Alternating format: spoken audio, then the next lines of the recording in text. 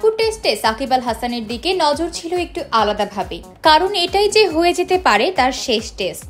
সেটা হবে কিনা তা পরের বিষয়, তবে সাকিব যে দেশের বাইরে সবশেষ টেস্টটা খেলে ফেললেন সেটা নিশ্চিত হয়ে গেছে। তাই কানপুর টেস্টটাও এক অর্থে তার বিদায়ী টেস্টই।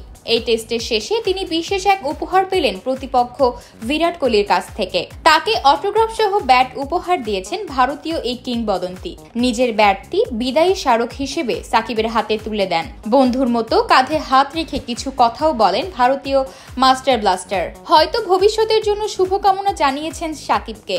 বাংলাদেশি তারকাও হাসি মুখে তার জবাব দেন। কানপুর টেস্টে 7 উইকেটে হেরে বাংলাদেশ সিরিজটাকে হোয়াইট ওয়াশ হয়েছে। এরপর পুরস্কার বিতরণী অনুষ্ঠানে আসেন দুই দলের ক্রিকেটাররা। সেখানেই সাকিবকে এসে জড়িয়ে ধরেন কোহলি। সঙ্গে ঋষভ পান্ডেও তাকে একটি ব্যাট উপহার দিয়েছেন। নিজের ক্যারিয়ারের শেষ অ্যাওয়ে সিরিজটা অবশ্য ভালো কাটেনি সাকিবের। ব্যাটিং, বোলিং, ফিল্ডিং কোনো বিভাগেই আশানুরূপ পারফরমেন্স করতে পারেননি। 4 ইনিংস খেলেছেন, করেছেন 66 রান। সবশেষ টেস্ট ইনিংসে তো রানের খাতাটাই খুলতে পারেননি, উইকেটের খাতাও খুলতে পারেননি শেষ ইনিংসে।